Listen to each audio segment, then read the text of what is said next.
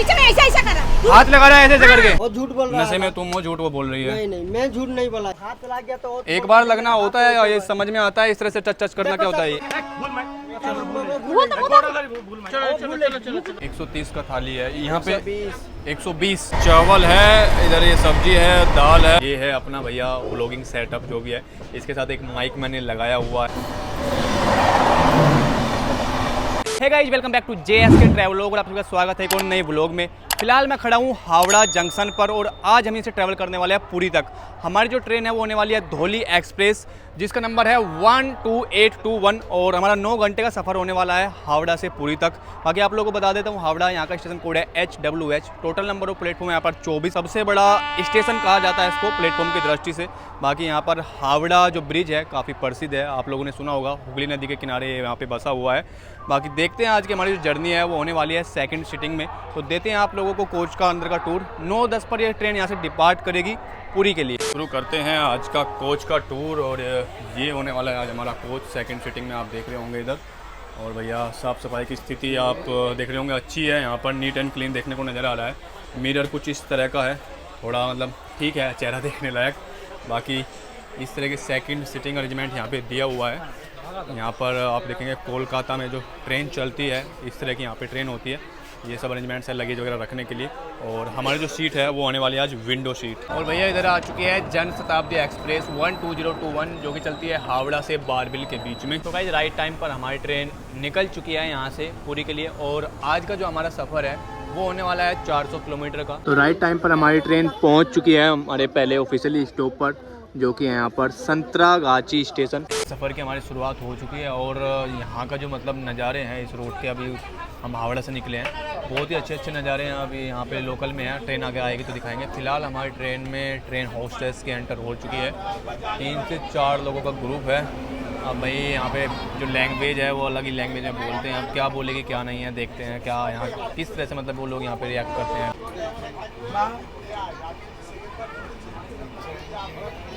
Thank you. हाँ जी, जी धन्यवाद। ये कौन भाषा है? धन्यवाद भाषा अच्छा नहीं है क्या? ये हमें पसंद नहीं आया। पसंद नहीं आया तो ज़रूरी थोड़ी है मैं आपकी पसंद के लिए कुछ करूँगा। जी जी धन्यवाद, बस पसंद कर लीजिए आप इसको। जी धन्यवाद। बताइए, धन्यवाद जैसा वर्ड इनको पसंद नहीं आ रहा है, क्योंकि इनको पसंद आएगा 10 रुपया, 15 रुपया, 20 रुपया। तो भाई बाहर का जो आप नज़ारा देख रहे होंगे, देखिए कितना सुंदर नज़ारा है, पूरा लस ग्रीन व्यू है यहाँ पे। इसी तरह दोनों तरफ यहाँ पे जो ट्रीज है इसके आप देख रहे होंगे, ये खजूर के पेड़ यहाँ पे खड़े हुए हैं और ग्रीनरी पूरा लस ग्रीन व्यू मतलब चारों तरफ आपको देखने को नज़र आ रहा है। तो इसी तरह के हम रूट से होते हुए बढ़ रहे हैं अभी पुरी की तरफ। बाकी आप लोग बताएं, आप लोगों को ये व्यू कैसा लग रहा है?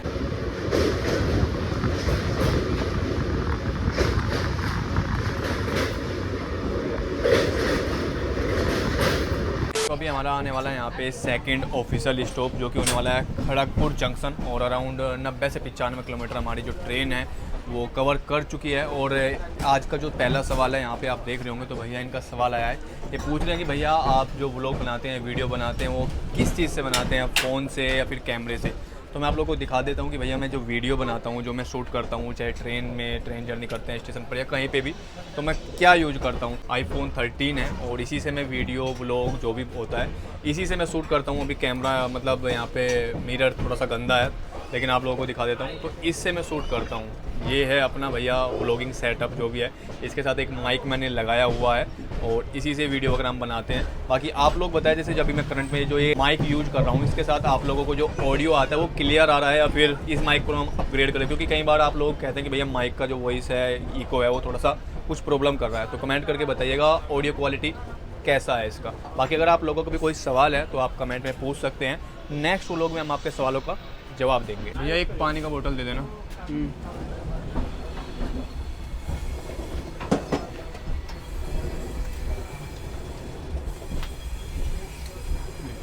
15 रुपये दीजिए। हाँ जी, 15 रुपये ऑनलाइन कर दे। तो मेरे पास भी जो लोग बैठे हुए थे, उसने पानी का बोतल दिया था, तो वही 15 रुपये का हालांकि दे रहे हैं, 14 रुपये का होता है।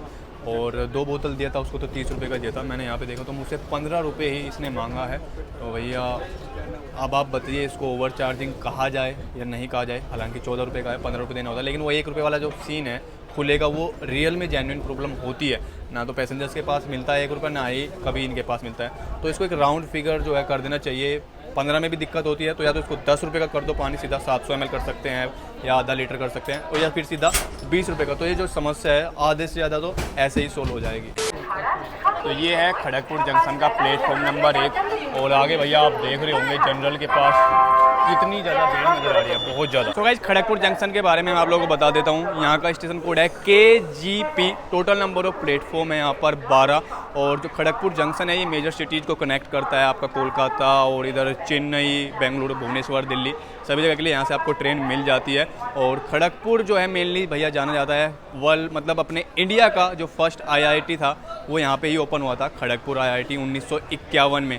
बाकी भैया यहाँ पे आपको साउथ फूड, बंगाली और नॉर्थ इंडियन सब तरह का फूड आपको यहाँ पे मिल जाता है। फिलहाल भैया 5 मिनट का स्टॉप है हमारा, तो जब बात फूड की हो गई तो मैं भी कुछ खा लेता हूँ, क्योंकि मॉर्निंग में जस्ट एक रियल जूस वगैरह कुछ पी के निकले थे। जर्नी हमारी लंबी है। फ्रूटी या माजा क्या है?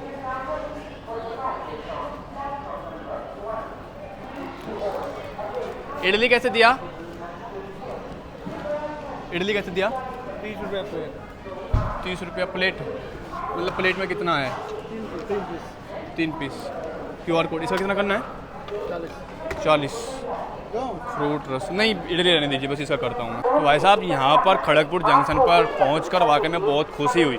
वो इसीलिए क्योंकि ये जो महोदय हैं ये भी सही दाम पर दे रहे हैं, और ये सिर्फ मुझे ही नहीं, जो आसपास में जो लोग थे जिन्होंने और भी सामान वगैरह लिए थे, मैं खड़े हुए देख रहा था। तो इस पे तो मतलब ये जो आप देख रहे होंगे यहाँ पे प्लेटफॉर्म पे, ये इस पे हम गए थे तो यहाँ पे सही दाम दिया जा रहा है।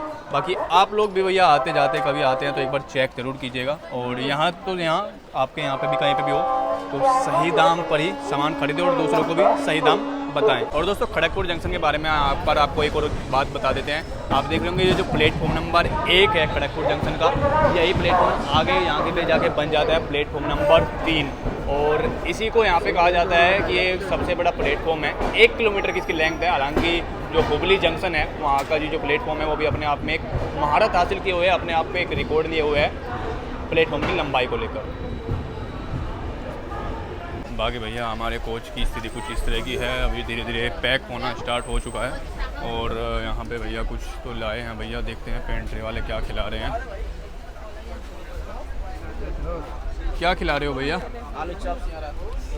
कैसे दिया? 30 का प्लेट है। कितना पीस? 3 पीस। 2 पीस दोगे? 20 का छुट्टा। ऑनलाइन हो जाएगा? दे देना, हमें आगे तक जाना है ना। अरे अरे मेरे पास है ये, मैं आपको 100 दे दूंगा, आप मुझे चेंज दे देना बाद में। ऐसे नहीं करते हैं ये तो यार। देखो अब इसके लिए बताएं इसमें क्या कहें, ये वास्तविक प्रॉब्लम है क्या। मेरे पास 100 का है, मैं जैसे उन भैया को भी दे रहा था, उससे छुट्टा मेरे पास है ही नहीं है। ऑनलाइन अभी भैया उन्होंने लेने को मना कर दिया। अब देखते हैं या तो आएगा, किसी से चेंज वगैरह कराएंगे, नहीं तो भैया नेक्स्ट स्टेशन वगैरह पे यहीं पे बोर्ड करेंगे। लेकिन यार मना करके चला गया। क्या है आपके पास? आलू चॉप है, लौका पकड़ा है। किसका पकौड़ा? लौका पकड़ा, शिमला मिर्ची। कैसे दिया? 30 का प्लेट। 30 का कितना है? 3 को। 2 पीस मिलेगा? हाँ 20 रुपये दिए। लीजिए समोसा लगा? समोसा, हाँ 1 समोसा दे दीजिए। प्लेट दे देते हैं। नहीं अभी लगेगा तो मैं ले लूँगा। हाँ भाई खुला देना पड़ेगा, 2 लेने छुट्टा तो 10 रुपया है मेरे पास में, फिर अभी 1 दे दीजिए। और क्या करें यार, कुछ तो खाने को दीजिए ना। क्या करें, सुबह सुबह निकले। अब ये क्या है, क्या बोलते हैं इसको? शिमला मिर्ची। अच्छा शिमला मिर्ची। कुछ अलग भाषा में बोल रहे थे, देखने में तो भैया वही है कुछ। जी धन्यवाद।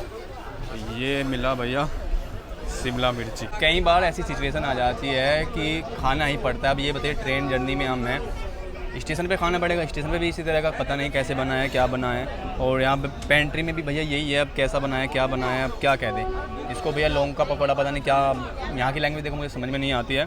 हालांकि उसने बताया शिमला मिर्च का कुछ पकौड़ा है ये। अब देखते हैं कैसा है। एक शिमला मिर्च है लंबी सी, और उसके बेसन लपेटा हुआ है। ठीक है यार, कुछ ना सही से तो कुछ ही सही है। कितना? 3 बजे? 1:30 बजे। 1:30 बजे क्या क्या होगा? Veg non veg. Veg veg में मिक्स सब्जी है, चना का सब्जी है, दाल है, डबल राइस है, 130 का थाली है। 130 का थाली है यहाँ पे। 120। 120 यहाँ पे 130 है। Double paneer 130। Double dim. Double dim? हाँ 2 डिम आएगा, दाल आएगा, सब्जी आएगा, डबल भात आएगा। नहीं, हमें तो जो नॉर्मल आप सबसे कम वाला कितने का बताया आपने? 80 रुपया। अच्छा, सबसे कम वाला 80 का होता है, तो 80 वाला दे दीजिएगा फिर आप। उसमें क्या होगा? कितना? एक। उसमें क्या क्या होगा? उसमें यही सब होगा? चावल दाल सब्जी आएगा। चावल दाल सब्जी, रोटी नहीं होगा? Seat number 54। खाना उन्होंने शुरू में तो 130 का ही बताया, फिर 120 का बताया, सॉरी। फिर मैंने जब बोला, मैंने कि ठीक है आप कम वाला ही दीजिएगा, सबसे कम वाला ही, तो उसने बोल दिया कि 80 रुपये का खाना सबसे कम वाला है। अब लाएगा उसमें, हालांकि रोटी वगैरह मना कर रहा है, बाकी लेके आते हैं, देखते हैं उसका क्वालिटी क्वांटिटी क्या क्या देता है, तभी अकॉर्डिंगली बताते हैं। फिलहाल एंजॉय करते हैं एक कप केक। 12:40 पर हमारी ट्रेन पहुंच चुकी है जलेश्वर रेलवे स्टेशन, और ये पड़ता है उड़ीसा के बालासोर डिस्ट्रिक्ट में। बाकी यहाँ का स्टेशन कोड है JER। यहाँ का मौसम जो है काफ़ी प्लीजेंट है, ठंडी ठंडी हवाएं चल रही हैं। मौसम अभी इधर उड़ीसा में, मैं उधर बंगाल से चला, अभी उड़ीसा हम पहुँच चुके हैं।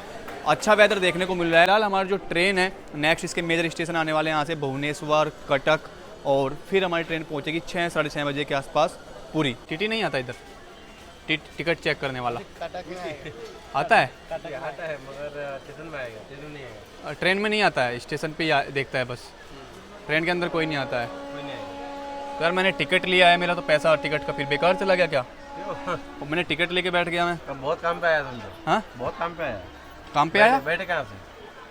मैं कहाँ से खुला ये ट्रेन? हावड़ा। हावड़ा से बैठे तो? हाँ। चेक नहीं किया एक बार भी? नहीं, कोई टीटी नहीं आया अभी तक। एक बार खड़गपुर में उतर जाते ना, अच्छा, अगर टीटी नहीं रहता ना, अभी दिन में उधर ही निकल लेते। खड़गपुर में पकड़ लेता है? हाँ, तो टिकट लेके चलना चाहिए ट्रेन में। चलना चाहिए ना, बहुत जरूरी है। जरूरी है। हाँ जी, देखो भैया सही संदेश दे रही हैं आज की हमारी जो जनरेशन है, यूथ। सही जनरेशन, मतलब सही संदेश के साथ सही मैसेज। भैया खैर हम टिकट लेके बैठे हैं अपना, और बस यही था कि हम मतलब इतना ट्रैवल करके आ चुके हैं, ऑलमोस्ट 3 साढ़े 3 घंटे का हमने ट्रैवल कर लिया, लेकिन यहाँ पे अभी भी कोई टीटी या कोई भी टिकट वगैरह चेक करने नहीं आया। बाकी देखते हैं आगे मेजर स्टेशन वगैरह आने वाले हैं, शायद आगे से बोर्ड करें।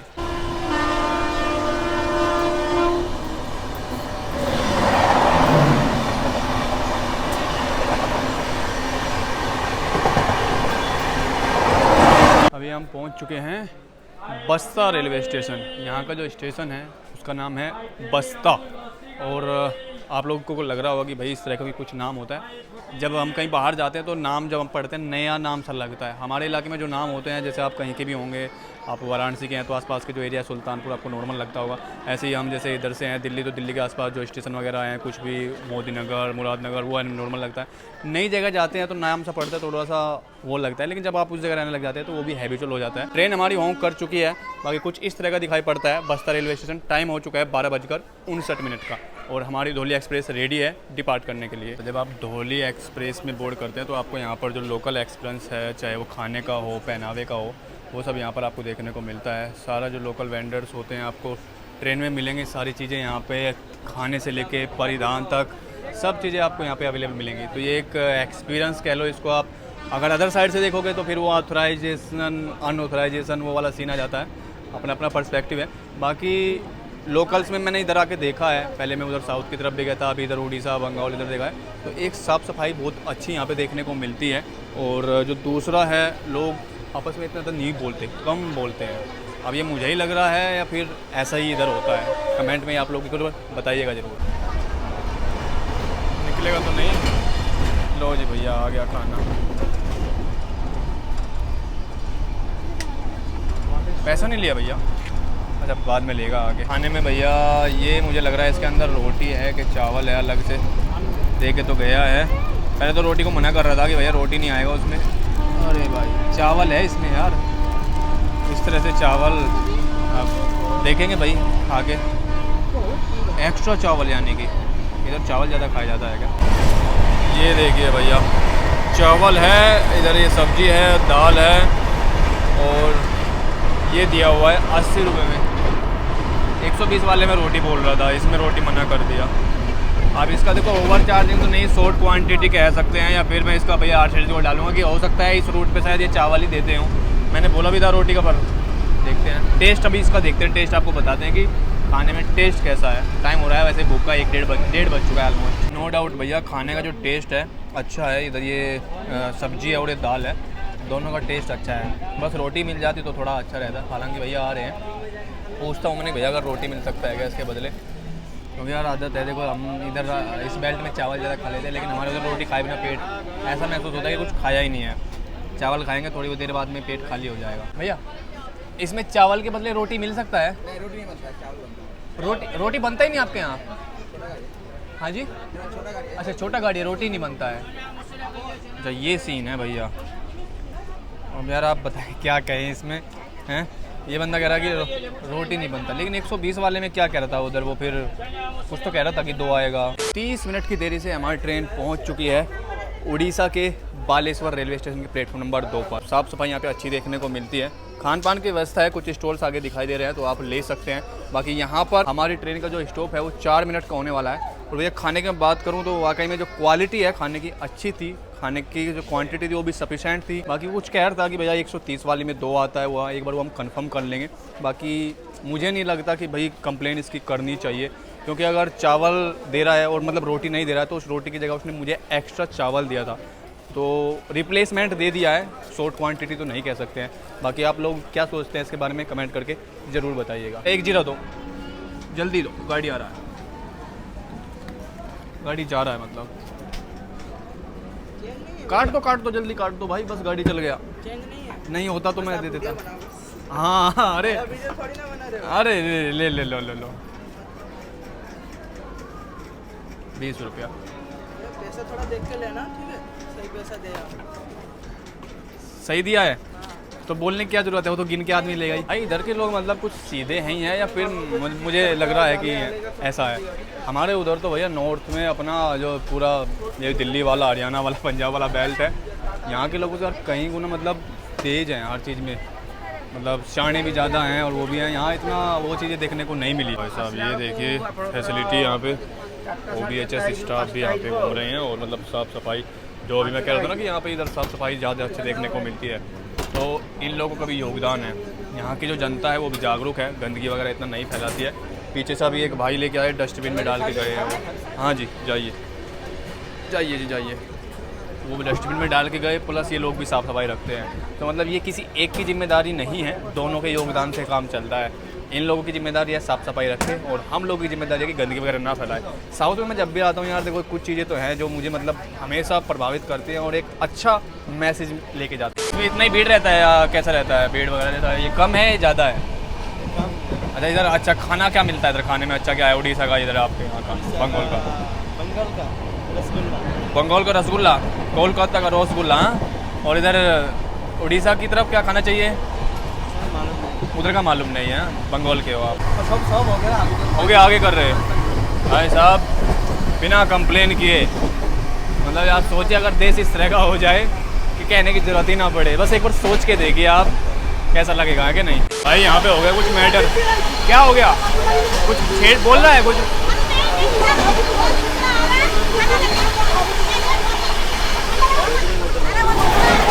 हाँ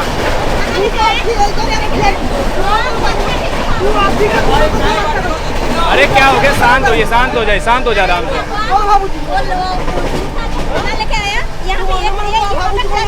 मैं थोड़ा इधर गया, मेरे पीछे में ऐसे कर रहा है। वो एक्टिव आई थी, तू तो दिन लुकाई ना ऐसा क्या लुलू, ये कैसे मार खाने के लिए ये तैयारी है ना? ये क्या कर रहा है? ये भैया इधर ही खड़ा था। हाँ। और वो दूसरा आदमी इसको खाना दे रहे थे, मैं थोड़ा उसका साइड में ऐसे गया तो मेरा पीछे में ऐसे कर रहा। हाथ लगा रहा है ऐसे करके? अरे भाई मैं इधर खड़ा है, भाई समझ ज्यादा 3-5 नहीं करने का है। और नहीं बीच में नहीं, मैं तुम्हारे चेहरे के भाव देख रहा हूँ जब ये बता रही थी आराम से, जब ये बता रही है मैं तुम्हारे चेहरे के भाव से समझ जा रहा हूँ। मैं रोज तुम्हारे जैसे लोगों से पाला पड़ता है, ज्यादा चिल्लाने की जरूरत नहीं है। 2 मिनट में RPF आएगी ना, उठा के लेके जाएगी, अभी फिर बताते रहना क्या हुआ क्या नहीं है। नहीं ज्यादा परेशान कर रहा है तो बोलो रिपोर्ट करूँ, अभी उठवाऊँ इससे पुलिस से। ओ भाई शांत खड़ा हो जाए, ज्यादा करेगा ना अभी पुलिस उठा के लेके जाएगी छेड़खानी के आरोप में। भीड़ में लग गया, हो गया, वो है बदतमीजी और कर रहा है आदमी। बोलो अरे RPF को बुलाओ, आप चढ़ाओ इसको आराम से। बीच में देख के ये मेरा कमर में एक तो चप्पल से मार देते। इधर मैं खड़ा हूँ ना भाई। अरे इधर तो आएगा तो मैं तुम्हारे साथ जाएगा कि नहीं? पुलिस को फोन करो, बुलाओ इसे, बुलाओ पुलिस को। ज्यादा वो कर रहा है, अभी बदतमीजी कर रहा है औरत के साथ में, ऊपर उसे हल्ला कर रहा है।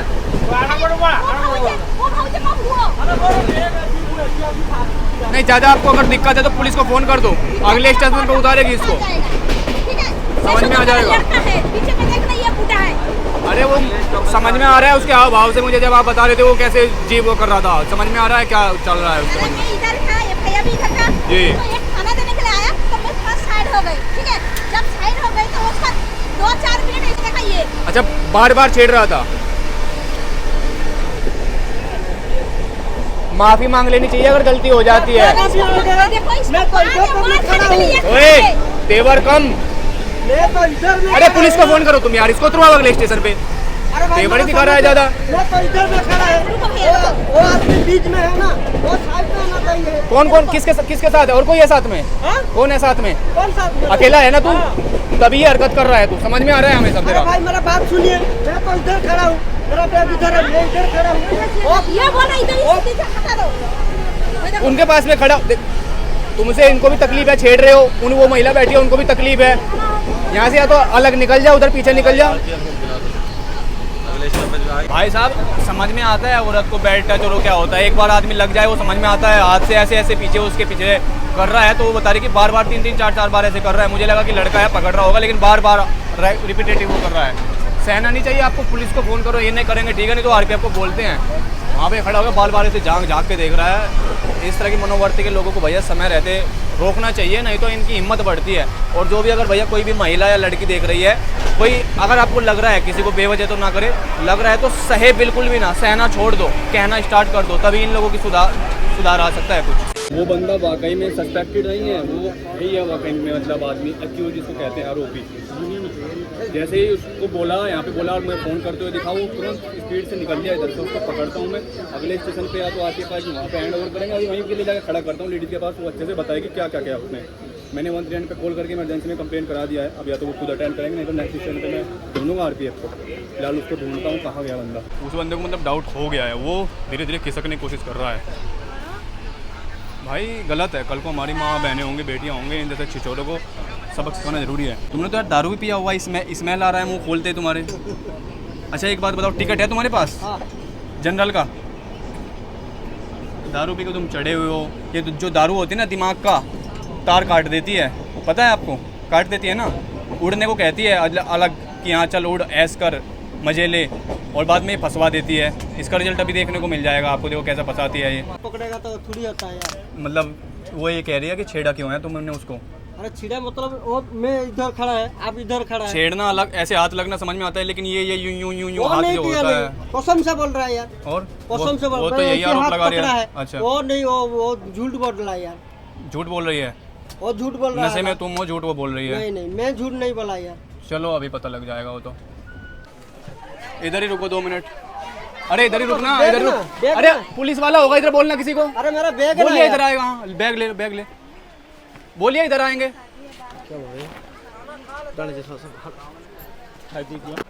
क्या हो गया, तुम्हें उतरना था क्या? बैग पहले ही ले लिया। और आप बुलाया ना, इसलिए मैं बैग। मैंने क्यों बुलाया? अभी बताएंगे ना उन्हें।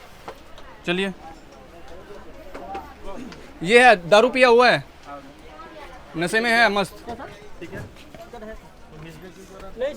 पूछिए इनसे, महिला से। साइड में खड़ा है सर, वो ये लड़की खड़ा है, जो बैटिंग वाला आ रहा है, मेरा साइड हो गया तो हाथ लग गया। तो एक बार लगना होता है, ये समझ में आता है। इस तरह से टच करना क्या होता है? आप बयान दीजिए ना, क्या हुआ है, बताइए ना आप इनको। वो तो बोल रहा है ना,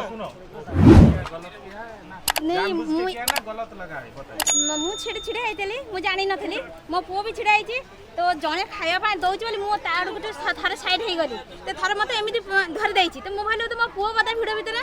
ତାପରେ ପୁଣି ଆଉ ଗୋଟେ ଜଣେ ଖାଇବା ପାଇଁ ଦେଉଛି, ତା ଆଡ଼କୁ ଯେତେବେଳେ ଗଲି ମୋତେ एमिति खराब एमिति धरि देछि, टच करछि। मु ताऊ पचाली से मैं देखो ऐसे ही खड़ा है, ऐसे मैं मोबाइल टच कर रहा था, बताइए टच जैसे कर रहा था। सबसे पूछिए कितना वो हो रहा था यहाँ पे, और उल्टा महिला को धमका रहा था ये। मु ताऊ पचाली से मते धमकाउछि, एते लोक भीतर मते धमकाई के कथा किसी सर कोई नहीं एफआर देबे ना ना किसी कोई नहीं मु सर मैडम किसी भी कोई नहीं তাহলে ভালো যদি কইতা না তাহলে ভাই ঝগড়া হইতা না भूल मार भूल मार ভুল তো भूल मार चलो चलो किसी भी कोई नहीं चल ठीक है तो चलिए चलिए उधर इसको भगाओ जनरल में आगे, उधर जनरल का टिकट लेके चढ़ रहा है, पहन दीजिए आप। चलो आगे जाओ आगे जाओ उल्टा कर देना नहीं, ऐसे लोगों को समझाना जरूरी है आगे के लिए, कम से कम किसी को छेड़ेगा तो नहीं ना, कम से कम 4 लोग और समझते हैं। थैंक यू सर अटेंड करने के लिए, थैंक यू सो मच। कभी घबराना नहीं है, तुरंत पुलिस को फ़ोन करने का, ये लोग हमारी सहायता के लिए रहते हैं, हमारी सहायता के लिए ही हैं ये लोग यहाँ पे। जी वो हो जाएगा, थैंक यू सर। 139 पे फ़ोन मिलाओ, कभी भी कोई कुछ भी देखो, 139 नंबर है, 139 से मिला के सीधा एक बटन दबा देने का, जैसे होता है ना एक दबाएं, तुरंत फ़ोन के पास लगता है पुलिस के पास, आराम से छुप के किसी को बता देना। जैसे हुआ ना अभी, अगर रिपोर्ट आपको लिखाना था तो उधर के लिखा सकती थी, नहीं तो आपको घबराने की जरूरत नहीं है, ये हमारे लिए ही होते हैं। भाई साहब नशे में था बंदा, अभी उसकी बुद्धि ठिकाने कर दिया, हालांकि देखो महिला है, इनकी आगे की दिक्कत बढ़ जाती है, इनको रिपोर्ट लिख के देनी होती वो तो इसलिए इन्होंने सोचा नहीं, लेकिन आपको दिख गया होगा उसके रवैये से, तुरंत जहाँ पुलिस वालों ने उसको दो करा, माफ़ी मांगते हुए नजर आया।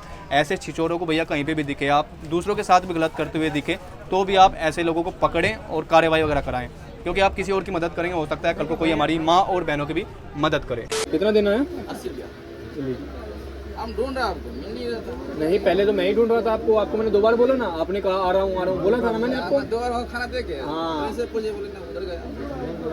अच्छा आप आए थे, पहले मैं आपके पीछे, बाद में आप मेरे पीछे तब आप खाना लगा रहे थे, हो गया ना पेमेंट। बाहर का जो मौसम है बहुत अच्छा हो रखा है, और पीछे मैं हावड़ा से ही काफ़ी दूर से देखते आ रहा हूँ। यहाँ पर जो बराबर में आप देख रहे हैं, ये एक दूसरे मतलब कह सकते हैं एक एक्स्ट्रा ट्रैक की यहाँ पर जो है तैयारी चल रही है। जगह जगह मैंने कंस्ट्रक्शन का काम देखा है, कहीं पर पत्थरी बजरी पड़ी हुई है, तो कहीं पर रोड वगैरह इस तरह बन रहा है। तो इस तरह में कह सकते हैं कि यहाँ पर भैया नए ट्रैक्स रेलवे यहाँ पर बिछा रहा है। तो अभी हमारी जो ट्रेन है वो पहुँचने वाली है यहाँ से कटक, और बारिश स्टार्ट हो चुकी है, अच्छी खासी बारिश पड़ रही है भाई साहब। ये देखिए बारिश का मौसम कितना बेहतरीन हो चुका है, अच्छी खासी बारिश शुरू हो चुकी है। मौसम सुबह ठंडा हुआ था, दिन में अच्छी खासी धूप, और पीछे क्राउड नहीं दिख रहा होगा, लेकिन आगे देखिए यहाँ पे कितना क्राउड है। सब उतरने वाले हैं कटक में, कटक हमारी ट्रेन पहुँचने वाली है, और बारिश पड़ रही है भैया, बहुत बढ़िया मौसम हो रखा है इधर का। दिखाते हैं अभी आपको कटक जंक्शन। ये देखो भाई साहब बारिश, भाई साहब कितने दिनों बाद इस तरह की झमाझम बारिश देखने को मिल रही है। अच्छा है, गनीमत है कि भैया यहाँ पे टीन शेड है, तो जो जनता है लेकिन यहाँ पे पीछे है, बाकी आगे से जो कोच से लोग आ रहे हैं भाई भीग जा रहे हैं अच्छे खासा पूरा। अरे भाई ये देखो भाई साहब, अभी बारिश में ट्रेन चढ़ने का जो मज़ा है वो अलग ही है। हालांकि इन लोगों से पूछो जो भीग रहे हैं इनके लिए क्या मज़ा है। और भाई जहाँ पर जो किसान है, किसानों की फसल वगैरह ख़राब हो जाती है, तो यही है, एक चीज़ का अलग अलग नज़रिया है। अब यहाँ पे देख रहे हैं तो भैया क्या मज़ेदार मौसम है, और वहीं पे जब किसान है जिसकी फसल गाँव खड़ी हुई है, तो सोचिए मतलब क्या कहें इसके बारे में। बाकी दोस्तों मैं आपको बता देता हूँ कटक के बारे में। यहाँ का स्टेशन कोड है CTC, total number of platform है यहाँ पर 5, और 1948 तक ये उड़ीसा की जो था कैपिटल था, और इसके बाद में फिर भुवनेश्वर को बना दिया गया, जो कि यहाँ से 25 किलोमीटर की दूरी पर है। कटक को मेनली कहा जाता है सिल्वर सिटी, सिल्वर का यहाँ पर काम होता है, और ये 2 नदियों के बीच में है, एक महानदी करके नाम है, और दूसरी कथा यहाँ पे आप देख रहे होंगे, मैं रिमेंबर नहीं कर पा रहा। तो 2 नदियों के बीच में बसा हुआ है ये शहर, और डॉक्टर सुभाष चंद्र बोस का ये घर भी है यहाँ पर, मतलब उनका जन्म हुआ था, और जो उनका घर है अभी एक लाइक म्यूजियम की तरह यूज़ किया जाता है। बाकी यहाँ पर हमारी ट्रेन का 2 मिनट का स्टॉप है, अभी चलने वाली है बस कुछ ही देर में। 2 या 3 स्टॉप बचे हैं, हमारा अराउंड 400 किलोमीटर की हमारी जर्नी हो चुकी है, और 90 या 95 किलोमीटर की जर्नी हमारी बची हुई है। बाकी आप लोग बताएं, आप लोगों को आज का हमारा ये हावड़ा से पुरी का व्लॉग कैसा लगा है, कमेंट करके ज़रूर बताइएगा। बाकी आज का दूसरा हमारा सवाल है, यहाँ पर एक भैया जी ने पूछा है, तो पूछ रहे हैं कि भैया जो लोकल वेंडर्स होते हैं क्या इनकी कंप्लेन हो सकती है। तो दोस्तों देखिए, सबसे पहले मैं आपको बता देता हूँ, जो लोकल वेंडर्स यही है कि बाहर से चढ़ जाते हैं, जिनका कोई ID वगैरह नहीं होता है, ना ही ऑथराइज होते हैं। पहले तो सबसे आप इन लोगों से कुछ भी सामान वगैरह ना खरीदें, वो इसीलिए अब कहीं से भी चढ़ जाते हैं, कैसी क्वालिटी है, क्या है, एक्सपायर है, बेकार है, किस तरह का खाना है, कोई गारंटी नहीं है। दूसरा, वो खिला पिला के चला गया, आपको कुछ हो गया। अब रही बात कंप्लेन की, इनकी आप कंप्लेन कर सकते हैं, लेकिन वो कंप्लेन केटर नहीं होती है, मतलब कि वैलिड नहीं रह जाती है। क्योंकि अगर सपोज आप पेंट्री वालों की कंप्लेन करते हैं, इनका एक पास डेटा है IRCTC के पास कि कौन बंदा था, कौन वेंडर था, कौन काम कर रहा था, इनके पास डेटा है, सब वो कर दिया जाता है। लेकिन बाहर से बंदा आया, उसका पता नहीं कौन चढ़ा क्या चढ़ा, आपके पास फ़ोटो भी होगा, फ़ोटो भी दे दोगे, RPF कहेगा ढूंढेंगे वो सब, लेकिन वो मिल नहीं पाता है। तो इसलिए जो लोकल वेंडर्स होते हैं उनको एक तरह से इसको कहते हैं ट्रैक कर पाना या उनकी कंप्लेन को कैटर कर पाना थोड़ा मुश्किल होता है RPF उनके लिए भी। तो इसीलिए बेटर है कि आप अवॉइड करें जो लोकल वेंडर्स होते हैं उनसे सामान खरीदना। तो यहाँ पर 2 चीज़ें हैं जो मैंने आज फेस करी है और आप लोगों को सजेशन मैं चाहता हूँ उस चीज़ को, मतलब कैसे हुई। पहले तो ये हमने कंप्लेन किया था जब तो RPF आई और वो अपने प्रोटोकॉल सिस्टम के अनुसार कह रही थी कि भैया अगर इसके ऊपर एक्शन करना है उन मैडम को, महिला को, तो आपको FIR देनी होगी लिख के। महिला ने मना कर दिया कि मैं अपनी जर्नी बीच में नहीं छोड़ूंगी, तो उन्होंने उस बंदे को कुछ किया भी नहीं, उस बंदे को भी उन्होंने आगे ही भेज दिया कि आगे कोच में चढ़ जाए। तो कुछ इस तरह का सीन हुआ, इस पर आप अपनी टिप्पणी दीजिएगा कि क्या आप विचार है। दूसरा यही है, जब मैं कंप्लेन कर रहा था 139 पे, तो कम से कम 10-15 मिनट तक फ़ोन ही नहीं लग पाया, क्योंकि नेटवर्क की प्रॉब्लम इतनी ज़्यादा, मैं बार बार कॉल कर रहा तो मिल नहीं पा रहा था, ना नेटवर्क ना मैं ट्वीट कर पा रहा था। तो ये ट्रेन में कुछ ना कुछ फैसिलिटी कुछ अवेलेबल होनी चाहिए इस तरह की कि ट्रेन में वाईफाई अवेलेबल हो, इन ट्रेनों की सुविधा दी जाए ताकि जो RPF है, GRP है, जनता की सेवा के लिए है, जनता की सुरक्षा के लिए है, उसका सही उपयोग और सही समय पर काम आ सके। नहीं तो आदमी हेल्प के लिए करता रहेगा, नंबर ही नहीं मिलेगा, फिर फ़ायदा क्या है। तो इस चीज़ पे थोड़ा सा रेलवे में अगर कोई देख रहा है तो ध्यान दें। बाकी आप लोग भी इसके बारे में कुछ विचार रखना चाहते हैं तो कमेंट सेक्शन में बता सकते हैं। भैया अभी हमारी ट्रेन पहुंचने वाली है भुवनेश्वर, बस यहाँ से 1-2 किलोमीटर बाकी है। और भैया यहाँ पे आप जो देख रहे होंगे, आप बताइए इनको यहाँ पे क्या कहते हैं। हमारे इधर तो इनको बुढ़िया के बाल, शुगर कैंडी वगैरह कुछ ऐसा कहा था। तो आप लोग कमेंट करके बताइए ये जो वीडियो में आप देख रहे हैं इसको क्या कहते हैं आपके यहाँ पे। वैसे तो शुगर कैंडी तो शायद हर जगह इसको कहा जाता है, लेकिन बचपन में जैसे देखते थे तो बुढ़िया के बाल कह के कोई बेचने आया करता था, वो चक्कर से ऐसे चला के लपेट के दिया करता था। बाकी आप बताएं आपकी कुछ इससे जुड़ी हुई यादें वगैरह हों। फिलहाल दिखाता हूँ बाहर का मौसम। अभी आपने देखा होगा पीछे कटक पे यहाँ पे अच्छी खासी बारिश पड़ रही थी और अब भुवनेश्वर तक पहुँचते पहुँचते जो मौसम है साफ हो चुका है और अच्छी तरह धूप भी निकल चुकी है। ये देखो कितने रूप देखने को मिलते हैं यहाँ पर मौसम के।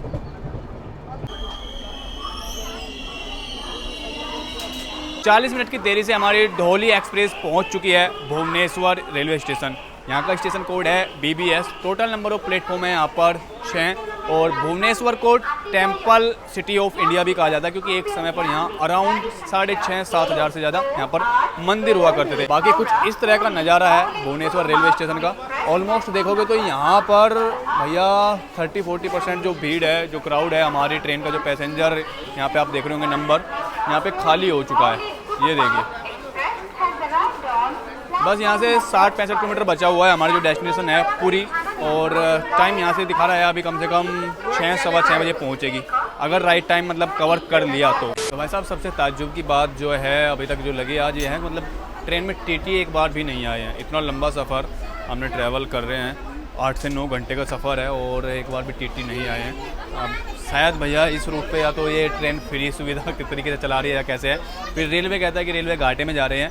अब बताइए यहाँ पे जो अगर या तो कोई कर्मचारी अपॉइंट होगा, नियुक्त होगा, वो अपनी ड्यूटी नहीं निभा रहा है, घर पे बैठा है या घर पे मार्क कर दे रहा है, जैसे भी है, तो कहीं ना कहीं एक अब आप लोग इससे ऑफेंड मत हो जाइएगा भैया। आप लोग कहेंगे कि यार ये पीछे ही पड़ रहता है। एक सरकारी नौकरी की मानसिकता हमारे देश में अब ख़त्म कर देनी चाहिए, मानसिकता, क्योंकि सरकारी नौकरी आदमी पाने की जो कोशिश करता है, जो चाह होती थी वो इसलिए कि सरकारी नौकरी में आराम है, उसके बाद में पेंशन है, आराम, बाकी आप समझदार हैं। क्योंकि एक एग्जांपल अगर दूं, एक सरकारी स्कूल का जो टीचर है 1-1.5 लाख रुपया कमा रहा है, कि मेरे कई ऐसे परिचित हैं, मैं खुद जानता हूँ, अच्छा खासा वो पैसा कमा रहे हैं, कुछ काम नहीं करते हैं, जाते हैं 2-4 घंटे चले जाते हैं या नहीं है। पर ज़्यादातर स्कूलों में ये देखने को मिलता है। आपके जो गांव में स्कूल है, आपके आसपास में सरकारी, वहाँ पे भी हालात देख सकते हैं आप जाके हालात उसकी। बाकी अगर प्राइवेट में जाएंगे तो 18-20 हज़ार रुपये मिलते हैं, लेकिन प्राइवेट की पढ़ाई आप देख लीजिए और सरकारी स्कूलों की पढ़ाई आप देख लीजिए। हालांकि अभी शायद किसी देश में या कहीं पे सुनने में आया था कि ऐसा कुछ नियम कर दिया गया है कि सरकारी स्कूलों में जो पढ़ाने वाले टीचर हैं उनके बच्चे उसी स्कूल में जाएंगे जहाँ पर वो पढ़ा रहा है। हमारे देश में भी ऐसा करना चाहिए, तभी जो बच्चा है, आम आदमी का जो बच्चा है, जनता का, वो भी सही शिक्षा पा सकेगा। नहीं तो भैया वही बात है कि अमीर का आदमी अमीर और जो गरीब है वो गरीब का गरीब रह जाएगा। कौन सा था वो डायलॉग उसका था यार, ऋतिक रोशन का, कमेंट करके बताओ, मेरे याद नहीं आ रहा।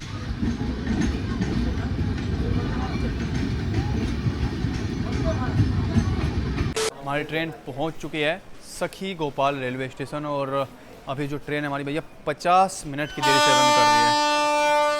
कह रही है जल्दी आ जा, चलना है। यहाँ से हालांकि 30-35 किलोमीटर या 15-20 किलोमीटर के आसपास शायद है। ये जो टाइम है, बफर टाइम दिया हुआ है, एक्स्ट्रा टाइम, मतलब कि डिस्टेंस कम है 45-50 किलोमीटर का, और टाइम 1 से 1.5 घंटे का दिया हुआ है, तो शायद कवर कर ले। 6:25 का टाइम दिखा रही है, मतलब 10-15 मिनट लेट। बाकी देखते हैं। मौसम देखो यार, यहाँ पे अभी शाम के समय मौसम कैसा हो रखा है, ये देखो बहुत ही बेहतरीन मौसम हो रखा है। इधर सनसेट दिखाता हूँ, देखो अभी आगे जब ट्रेन चलेगी तो सनसेट का नज़ारा दिखाएंगे आपको। सखी गोपाल से हमारी ट्रेन निकल चुकी है और देखिए कितना सुंदर वेदर है भाई साहब, बहुत ही मज़ेदार मौसम हो रखा है। ये देखो